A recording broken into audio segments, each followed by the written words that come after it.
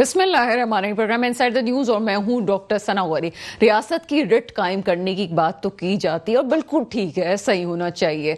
लेकिन रियासत में जहां कमज़ोरी हो वहां आवाम अपनी आवाज़ उठाने के लिए सड़कों पे नजर आती है। कराची की सड़कें जो मक्तल गाह बन चुकी, और इस पर हमने कुछ दिन पहले प्रोग्राम भी किया था और ये सिर्फ मेट्रो वन न्यूज़ का ही इरादा था कि इस पर मज़ीद हम बात करते। हमने देखा कि मसाइल जिस तरह से बढ़ रहे हैं उसमें इस मामले को जड़ से ख़त्म करने की ज़रूरत है। लिहाजा हुआ कुछ यूं कि अब उसके फॉलो अप और उसमें जो चीज़ें सामने आई उसको हमें देखना ज़रूरी था। हमने देखा ये कि इस वक्त कराची की अवाम सरापा एहतजाज है।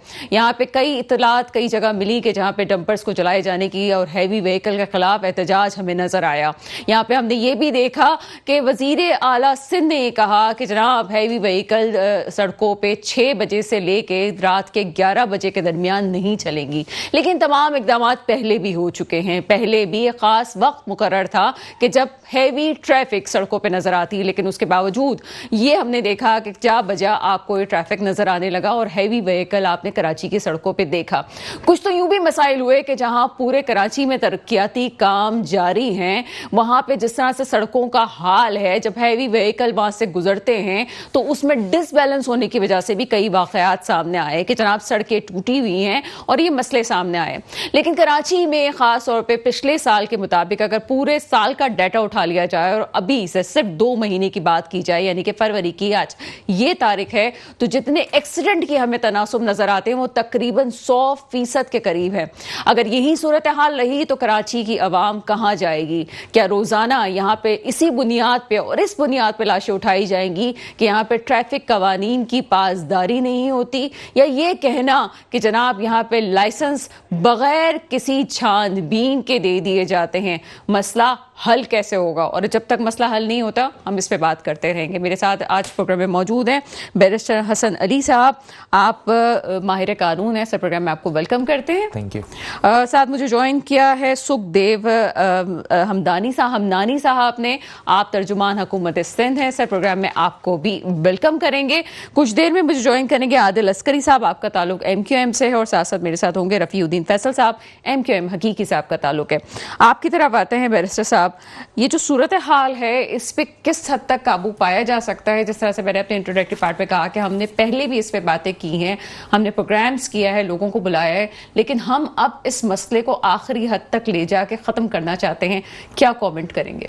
देखें सना, पहले तो मैं मशकूर हूँ मेट्रो का कि मेट्रो पिछले 2 दिन से भी इन चीज़ों के ऊपर प्रोग्राम्स कर रहा था और कराची इश्यूज़ पे काफ़ी सारे प्रोग्राम होते रहते हैं। देखिए, पूरी दुनिया में एक मैकेनिज्म तैयार हुआ होता है। वो मैकेनिज्म ये होता है कि हैवी व्हीकल जो STV लाइसेंस होते हैं और LTV लाइसेंस, उनका एक जो है वो डिफरेंशिएट उन्होंने किया हुआ होता है।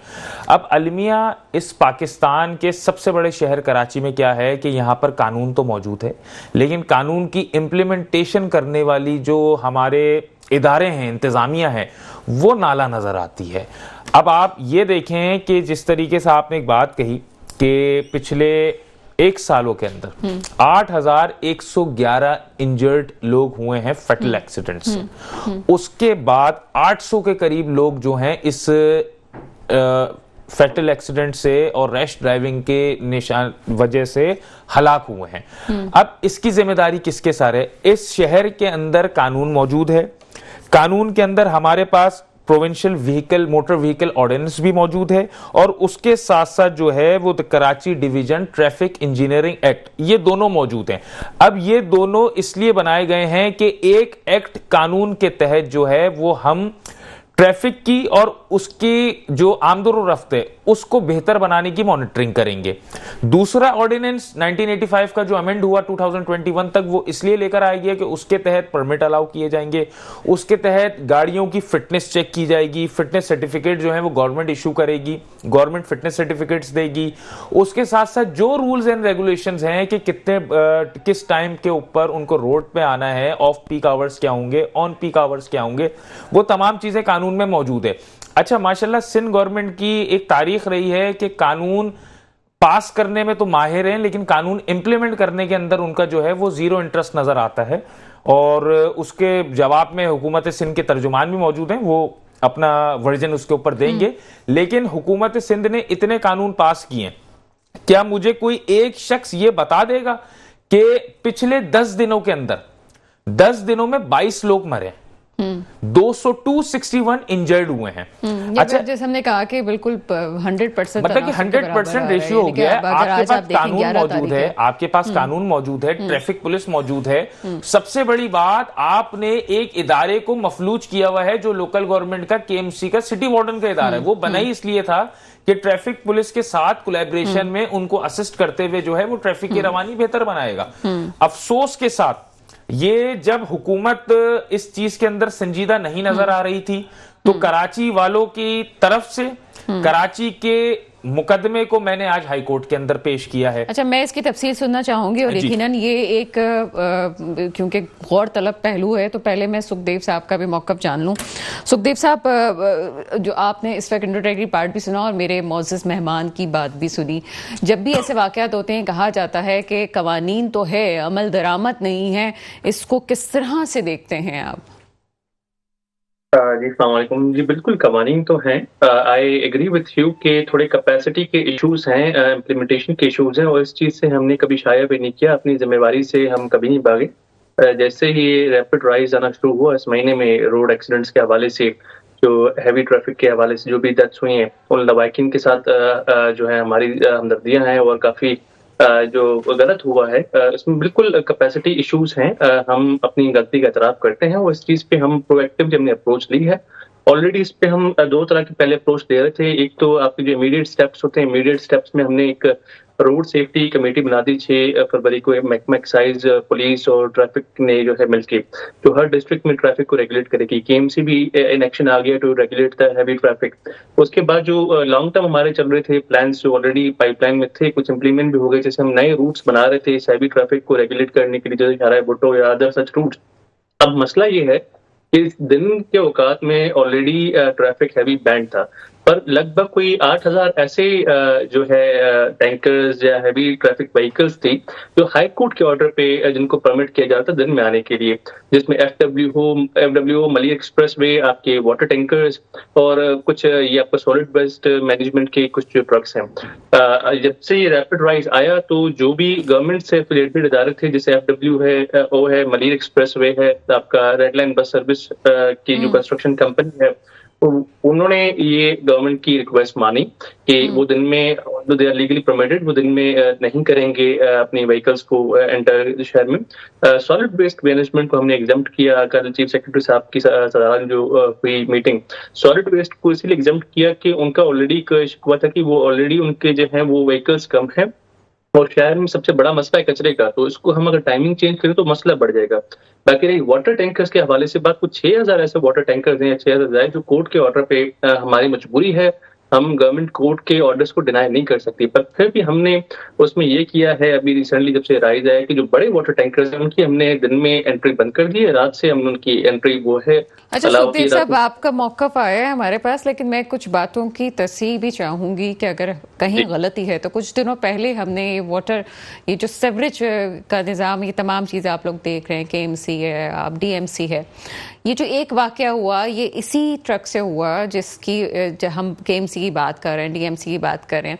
ये व्हीकल आपको रोड पे नज़र आते हैं और उनके ड्राइवर्स का क्या क्राइटेरिया है ये भी नहीं तय किया गया। पहली बात तो ये।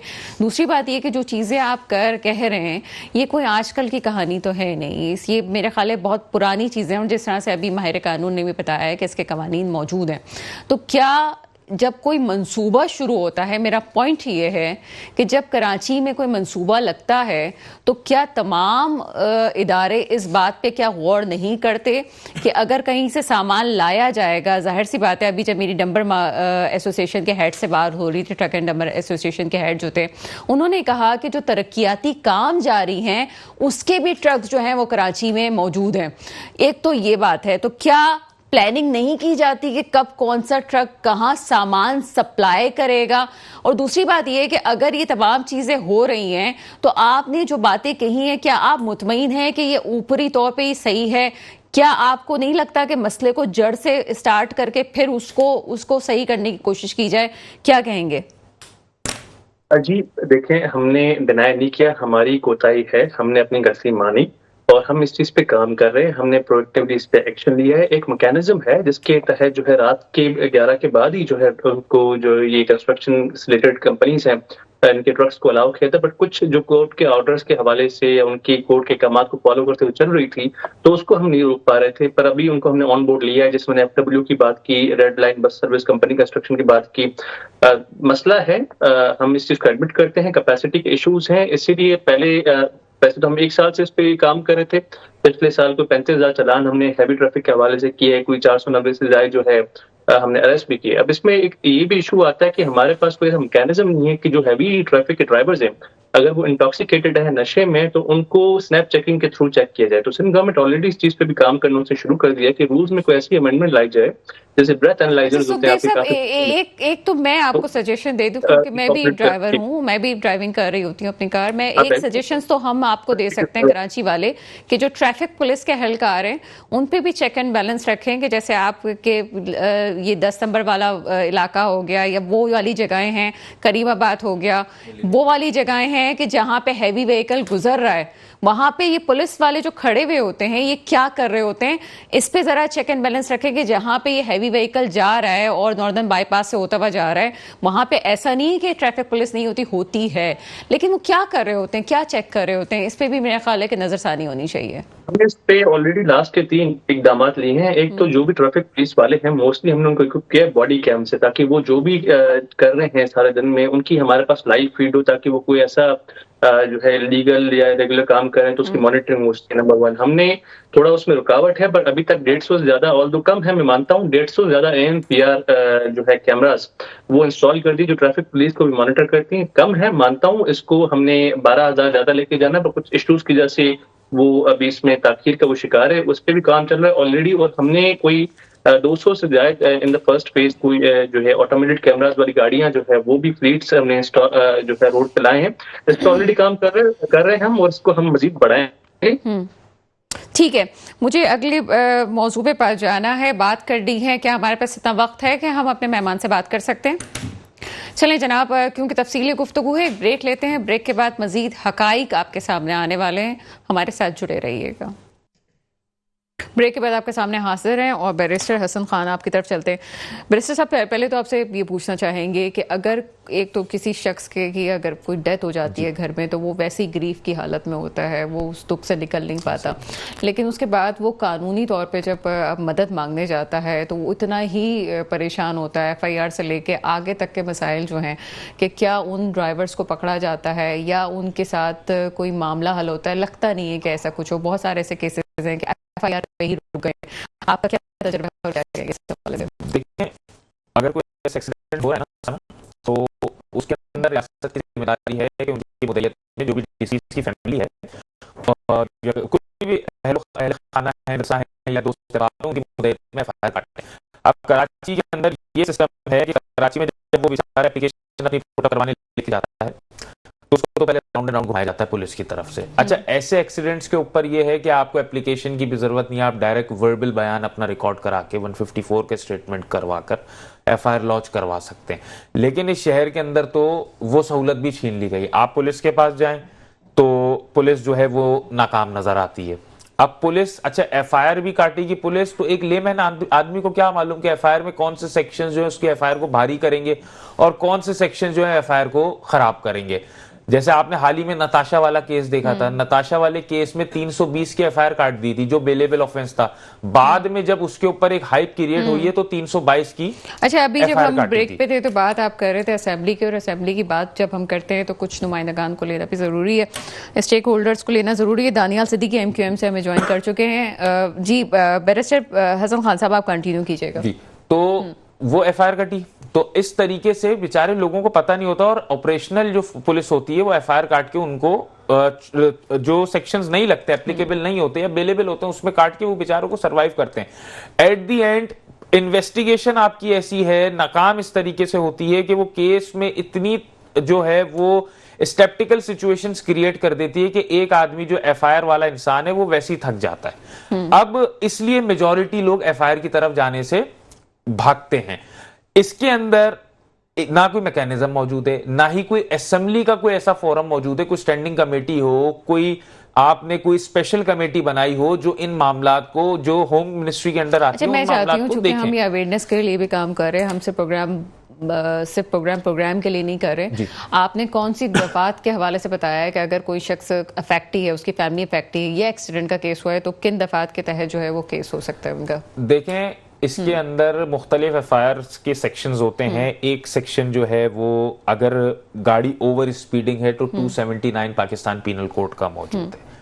गाड़ी उसकी डैमेज हुई है तो 427 सेक्शन पीपीसी का मौजूद है। अगर उसके अंदर कोई डेलिबरेटली एक्सीडेंट के अंदर उसके मतलब कि जब टेस्ट होगा वो तो फिर इन्वेस्टिगेशन का मामला है। डेलिबरेटली अगर उसके साथ कोई मामला हुआ है तो वो फिर 322 के अंदर आ जाता है। 322 रीड विथ 114 पीपीसी, वो है सहूलतकारी का कि ओनर ने लाइसेंस ऑथोराइज किया हुआ है तो ओनर के ऊपर भी एफआईआर जो है वो मेल इंटेंशन की काटी जाए। अगर कत्ल बिस्सबब है वो, जो कि मेजॉरिटी पुलिस बना देती है, जो कत्ले बिस्सबब होता है उसको भी कत्ले खता बना देती है, तो वो 320 पीपीसी के अंदर फॉल होता है। अच्छा, ये चीजें ऐसी हैं जो मैं चाहूंगी कि इसको भी आप जरा वजाहत करें। आपने कत्ल बिस्सबब की बात की, तो कत्ल बिस्सबब हो या आपके जो है वो इस तरह से, ज्यादातर एक्सीडेंट को तो हम कहते हैं एक्सीडेंट बस हो गया। मुझे ये बात गवर्नमेंट की समझ में नहीं आती, एक्सीडेंट था हो गया, क्यों हो गया भाई?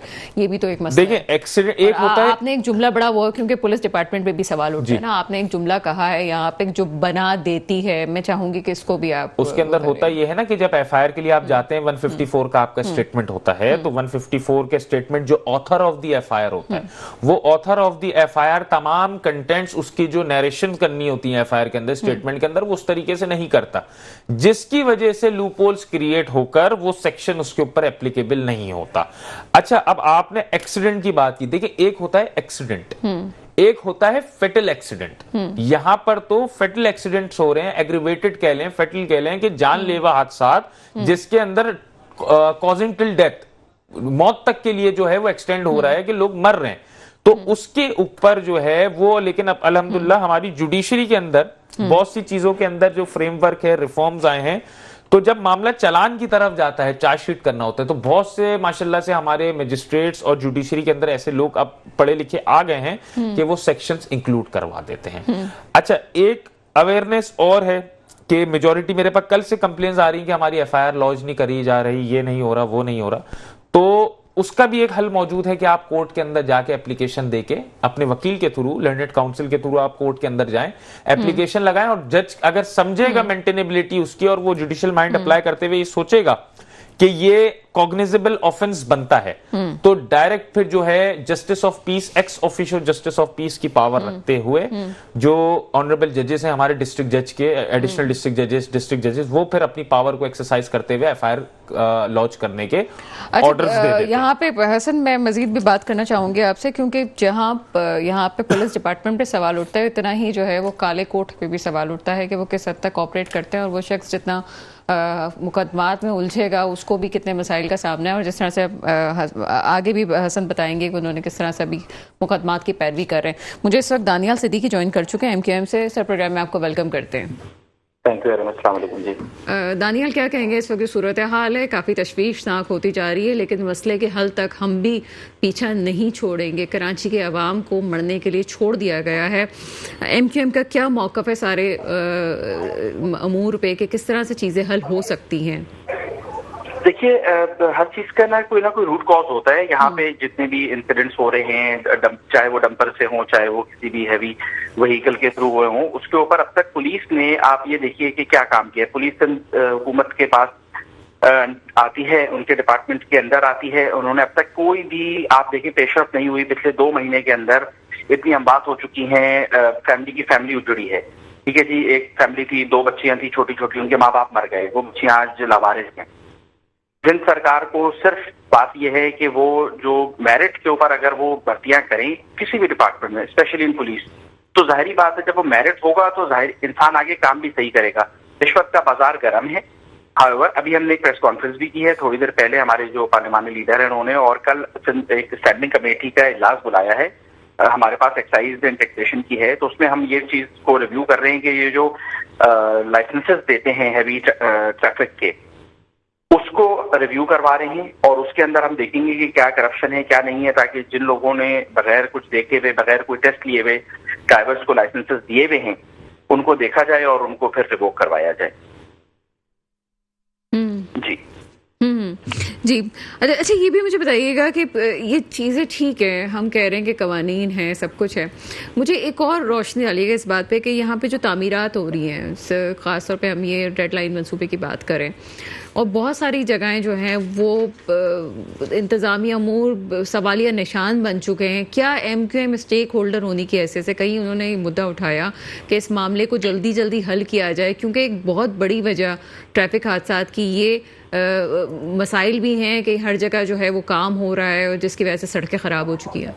जी बिल्कुल, मैं आपको बताऊं कि आज तकरीबन पिछले महीने 2 मरतबा हमने इस बात को उठाया, और स्पेशली मैंने खुद शर्जील नाम मेमन से और जो कि मिनिस्टर हैं, रेड लाइन जो जिनके अंडर बन रही है और बाकी लाइन जो बन रही हैं, स्पेशली रेड लाइन 6 यूनिवर्सिटीज हैं उसके रास्ते में, 20 लाख से ज्यादा लोग इफेक्ट होते हैं उस जो रेड लाइन के रूट के अंदर। मैंने फ्लोर ऑफ द हाउस को उनसे ये बात पूछी कि भाई आप ये 2 साल से आप शहर खोद के 1.5 साल से बैठे हुए हैं, आगे आने वाले कितने आप साल तक खोदे रहेंगे? तो उन्होंने बड़े आराम से उन्होंने जवाब दे दिया कि जी अभी हम कर रहे हैं और उसको हम कुछ प्रॉब्लम्स आ रही हैं। अब आप देखिए उनके ना इंटरसेक्शंस बने हैं, ना उन्होंने अब तक जो बस डिपो बनने हैं आपको इसके अंदर 2 ना वो बने हैं, कोई प्लानिंग नहीं है, और जहां अगर थोड़ी बहुत कोई चीज है तो उसकी एग्जीक्यूशन सही नहीं है।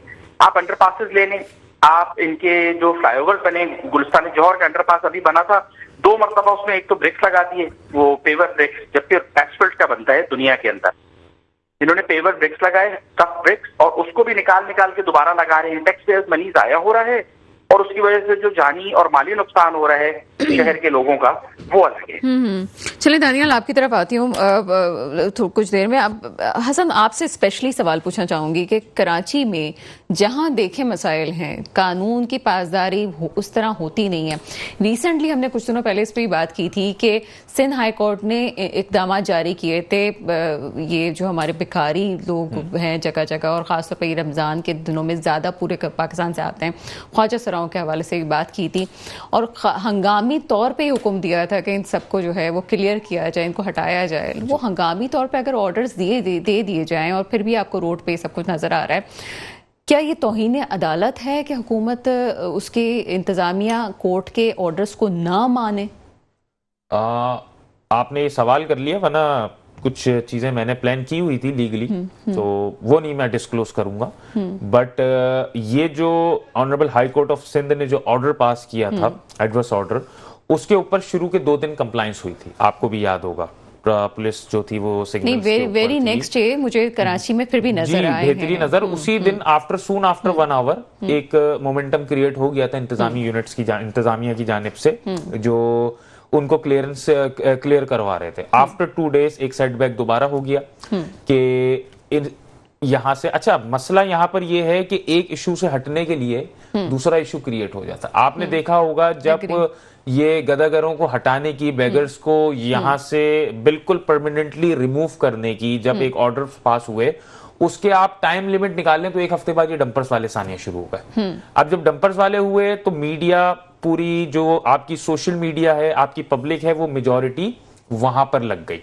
अब इसके ऊपर जो है, आपने तौहीन अदालत की बिल्कुल कंटेम्प्ट ऑफ कोर्ट है। आर्टिकल 204 के तहत आईने पाकिस्तान के कंटेम्प्ट ऑफ कोर्ट के अंदर जाया जा सकता है, कोई भी शहरी इसके ऊपर जा सकता है। जी बिल्कुल, क्योंकि ये पब्लिक एट लार्ज की बात थी और पब्लिक एट लार्ज के इंटरेस्ट के अंदर ही जो थी ऑनरेबल हाई कोर्ट ने आर्टिकल 204 कॉन्स्टिट्यूशन ऑफ पाकिस्तान का, हम कराची वाले भी कोर्ट में जा सकते हैं, कोई भी आम शहरी जा सकता है। ये कंटेम्प्ट की पिटीशन होती है। और अच्छा, एक चीज का मैं जो आपके MPA साहब हैं उनको मैं कहूंगा कि जो मेरी हाई कोर्ट की प्रेयर है, वो प्रेयर को ही अगर आप कल स्टैंडिंग कमेटी में रख लेना तो आपकी बहुत अच्छी कानून साजी हो जाएगी। अलमिया ये है कि आज के बाद MPS को भी ख्याल आ रहा है, मिनिस्टर्स को भी ख्याल आ रहा है। इससे पहले ना ही कोई कॉल ऑन अटेंशन नोटिस आया गया, ना ही कोई रेजोल्यूशन प्रेजेंट की गई, ना कोई सेंशोर मोशन पेश पॉइंट किया गया। स्कोरिंग तो देखें वक्त के लिहाज से हर कोई कर रहा है इस वक्त, तो अगर और पॉइंट वो नहीं स्कोरिंग करनी है जी, तो फिर हम लोगों के मजीद मरने का इंतजार करें,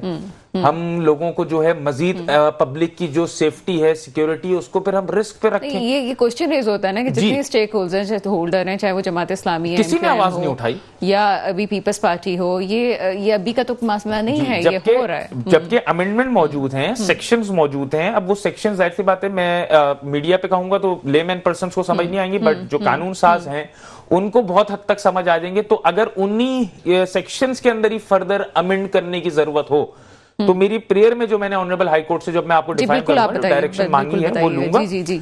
दूसरा, मैं आपके चैनल के तवस्सुस से ये भी ऐलान करूंगा कि कराची वालों, नेक्स्ट डे से या अभी के बाद से अगर कोई ऐसा एक्सीडेंट या रिकॉर्ड होता है, मैं कराची वालों का मुकदमा हर फोरम पे अदालत के अंदर फ्री ऑफ कॉस्ट लड़ने के लिए तैयार हूं।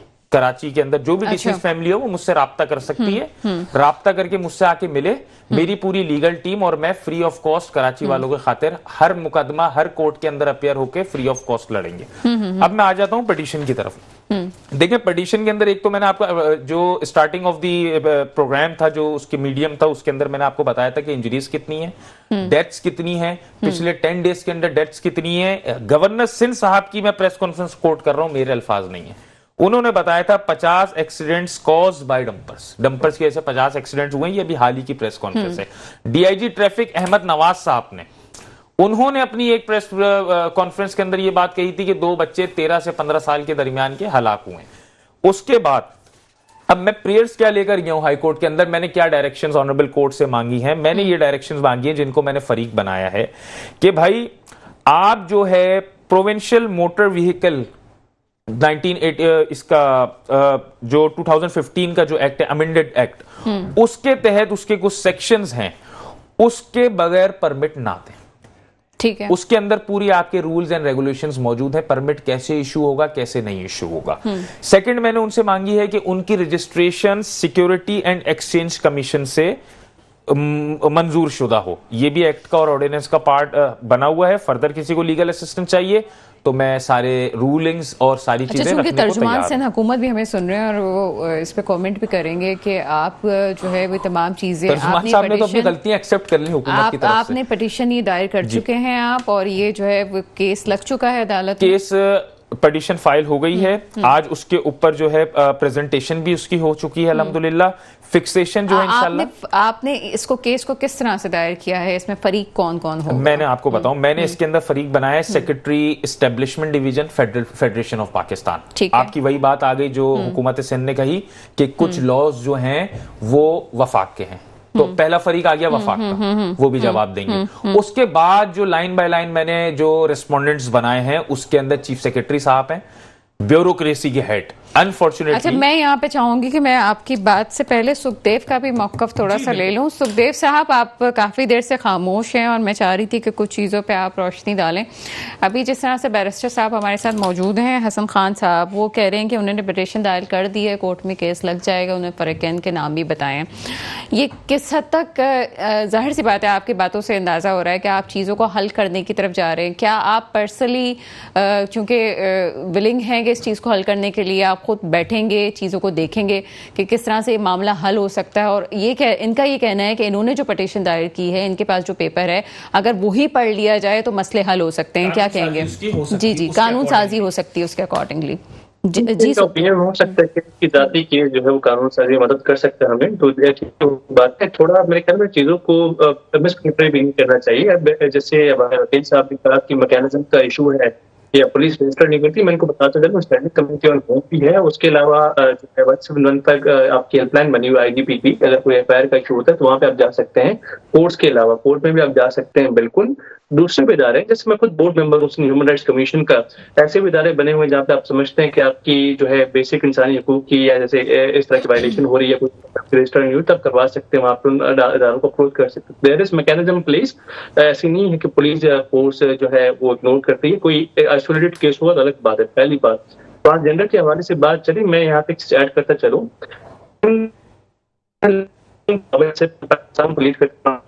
हवाले से before high court order Sindh government announce भी कर लिया था और प्रेजेंट भी कर लिया था अपना सारा मौक़िफ़ कि we are working on a transgender education policy, ताकि जो भी हमारी कम्युनिटी ट्रांसजेंडर, क्योंकि उनको फॉर्मल एजुकेशन नहीं मिलती तो they are forced to adopt those job जहाँ पे उनको इस तरह के माशी कामों में जाना पड़ता है, भीख मांगना या अदरवाइज जो भी माशी मैनिपुलेशन होती है, एक्सप्लॉयटेशन होती है। तो उसमें हमने ऑलरेडी एक फॉर्मल एजुकेशन पॉलिसी पाकिस्तान की पहली वो अनाउंस की है और सिंध वाहिद सूबा है जिसने लोकल गवर्नमेंट के कानून को अमेंड करते हुए लोकल गवर्नमेंट में रिजर्व सीट्स दी आप की ट्रांसजेंडर कम्युनिटी को। पाकिस्तान ये सुखदेव साहब, ट्रांसजेंडर तो मुझे हाई कोर्ट ऑर्डर्स के बाद कम नजर आए हैं, लेकिन ये गदागर जो है वो कम नहीं नजर आए। सर हुकूमत सिंध जो तर्जुमान उनको एक चीज ऐड कर दूं कि आर्टिकल 140A की जस्टिस गुलजार साहब ने 2022 में एक जजमेंट दी थी जिसमें सिंध गवर्नमेंट को 17 पैराग्राफ में लोकल गवर्नमेंट किस तरीके की फॉर्म होनी है डायरेक्शंस थी। उसमें मैंने कहा इनकी नॉलेज में इजाफा कर दूं कि ये जजमेंट सुखदेव साहब से इस हवाले से पहले ही बात हुई है, पता है उनको, उनके इस हवाले से इल्म है। जी सुखदेव साहब कंटिन्यू कीजिएगा। मुझे इनके केस के हवाले से नहीं पता किस केस के हवाले से किस इशू के हवाले से उनके केस के इनकी आवाज ब्रेक हुई, so I couldn't hear on it. बाकी if they have any recommendations तो we will certainly take them. चलें, बहुत बहुत शुक्रिया सुखदेव साहब हमारे साथ मौजूद है। मजीद भी बात करेंगे, एक ब्रेक लेते हैं, ब्रेक के बाद आपके सामने हाजिर होते हैं। ब्रेक के बाद आपके सामने हाजिर हैं बैरिस्टर हसन खान साहब, आप कंटिन्यू कीजिएगा आपकी पिटीशन के हवाले से। सर मैंने जो डायरेक्शंस कोर्ट से मांगी हैं, एक तो मैंने आपको बताया कि परमिट जो इशू होंगे वो रूल्स रेगुलेशंस लॉ को मद्देनजर रखते हुए स्ट्रिक्टली परमिट उसके बगैर नहीं दें, लाइसेंस चेक करें, क्योंकि हमारा सूबा और बिलखुसूस कराची तो ऐसा भी, आप मेरे साथ चलें किसी नाबीना को भी लेके उसका भी लाइसेंस बनवा के वो दे देंगे सुकून से ना। लाइसेंस प्रॉपर चेक होना चाहिए, उसकी पूरी ऑथेंटिकेशन वेरिफिकेशन होनी चाहिए, उसके साथ रजिस्ट्रेशन उसकी होनी चाहिए सिक्योरिटी एंड एक्सचेंज कमीशन से। सबसे बड़ी बात प्रॉपर रोड्स का सर्वे हो। आप वाली बात जो हम ऑफ द रिकॉर्ड बात कर रहे थे कि रोड्स जो हैं जिस तरीके से रोड्स की हालत है, डैमेजेस हैं, उस पे पैचेस नहीं हुए, वो उसके साथ साथ उसका पूरा सर्वे हो। रोड एक्सीडेंट्स इस ओवर स्पीडिंग स्पीड लिमिट के हवाले से एक पॉलिसी बनाई जाए। सबसे पूरी दुनिया में निजाम होता है, वो अनफॉर्चुनेटली हमारे शहर में नहीं है और बाकी पूरे दूसरे शहरों में नहीं हो जाएगी, लेकिन कराची में नहीं है कि वन लेन ट्रैफिक होता है जो हैवी, और उस पर बोर्ड जो है इंडिकेशन वाज़ेह होती है कि जो एचटीवी लाइसेंस होल्डर हैं, हैवी ट्रैफिक व्हीकल्स हैं, वो इस लेन को फॉलो करेंगी। नहीं, हमने पंजाब में काफी दफा ये पंजाब में इस्लामाबाद के अलावा मैं किसी शहर गया नहीं असल में, तो मैंने ये चीजें इस्लामाबाद में भी देखी, कराची में नहीं है। एक तो हमने ये कहा कि जो रिस्पोंडेंट्स हैं, चीफ सेक्रेटरी जिन सबको प्रोविंस ऑफ फेडरेशन को बनाया, उनको डायरेक्शन दी जाए कि इसके तहत कोई कानून साजी मुताबिक की जाए और ये पॉलिसीज को डायरेक्ट किया जाए। उसके साथ साथ 2010 से लेके 2024 तक की जो रिपोर्ट है, कितनी गाड़ियां, रजिस्ट्रेशन, ईच एंड एवरीथिंग 2010 से अगले 14-15 सालों की जो रिपोर्ट बनती है वो रिपोर्ट ऑनरेबल हाई कोर्ट के सामने प्रेजेंट की जाए। ठीक है, उसके साथ साथ आर्टिकल 9 कॉन्स्टिट्यूशन ऑफ पाकिस्तान का कहता है कि रियासत की जिम्मेदारी है आवाम की, पब्लिक की प्रॉपर्टी, जानो माल का तहफ्फुज, उसको इन्वोक करवाया जाए शहर के अंदर।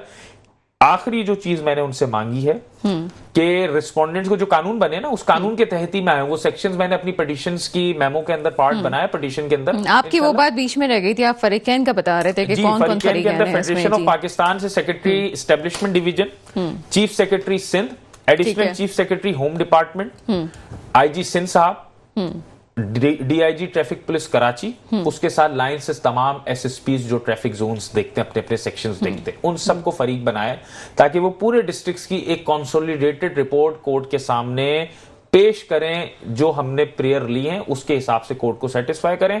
और मुझे उम्मीद है कि जब डेट फिक्सेशन इसकी होगी और जब चलेगी तो अभी तक आपसे हसन किसी ने रब्ता किया है इस हवाले से, या कि आपको, या पहली दफा आप अनाउंस कर रहे हैं कि जनाब ये मैं काम करने जा रहा हूँ?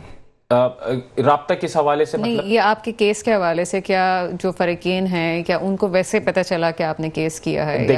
अभी तो कोर्ट पे केस लगेगा, मैंने समझ जाएगा। जी, मैंने तो एप्लीकेशंस लिखी हैं, मैं वो एप्लीकेशन आपको, मेरे पास अभी हार्ड कॉपी आपने जाहिर सी बात है पहले पर्सनल राब्ते भी करने की कोशिश की होंगी, तभी आप इस स्टेज पे आए। 2 दफा मैं ऑफिस विजिट करने गया हूँ, डीआईजी साहब के, एसएसपी साहब के, मुलाकात नहीं हो सकी। फिर मैंने जो एप्लीकेशंस थी वो सर्व की, उनको रिसीविंग कराने की मना कर दिया। फिर जब मैं एप्लीकेशंस मैंने उनको पोस्ट के जरिए भेजा और उसमें मैंने उनसे कहा कि ये बड़ी शहर की एक सेंसिटिव सिवियर आपसे किसी ने रब्ता किया? मुझसे किसी ने अभी तक फिलहाल आज आपसे रब्ता नहीं किया, तभी आपने नहीं किया, तो फिर मेरा राइट है कि मैं अदालत के पास इंसाफ मांगने अपने लिए, अपने शहरियों के लिए तो जाऊंगा ना, क्योंकि मैं भी रोज इसी शहर की सड़कों पे सुबह से रात तक घूमता हूं। कल की मेरी गाड़ी को कोई हिट कर जाए तो क्या रियासत उसकी जिम्मेदार होगी? हम बाद में हुकूमत और जो अवामी नुमाइंदे हैं वो बैठ के सिर्फ गलतियां एक्सेप्ट कर रहे होंगे। तो अब मेरे ख्याल में कराची की जो आवाम है वो जब 70% वफाक को दे रही है और 98% सिंध को दे रही है, तो मेरे ख्याल में अब वो ये गलतियों का जो एक्सेप्टेंस है, ये जो है ये एक्सेप्टेंस जो गलतियों की ये डिजर्व नहीं करती। इसकी प्रॉपर मैकेनिज्म, स्ट्रिक्ट इंक्वायरी और strict rules and regulations along with the compliances ये डिजर्व करती है। जी बिल्कुल ऐसा ही है। दानियाल, आपकी तरफ आऊंगी। दानियाल, फेडरल में आप गए हैं, कराची के वोट्स लेके गए हैं। जब फेडरल में कराची का वोट लेके गए हैं और हुकूमत का आप हिस्सा हैं, ठीक है, आप हुकूमत सिंध में अपोजिशन में बैठे हुए हैं, लेकिन उसके बावजूद भी कहीं ना कहीं आवाज़ तो उठाई जा सकती है, कहीं बात तो की जा सकती है हंगामी बुनियादों पर। क्या आप या आपकी पार्टी ये नहीं समझती कि इस मसले को अब हल होना ही चाहिए? क्या कहेंगे? दानियाल मेरे साथ मौजूद है?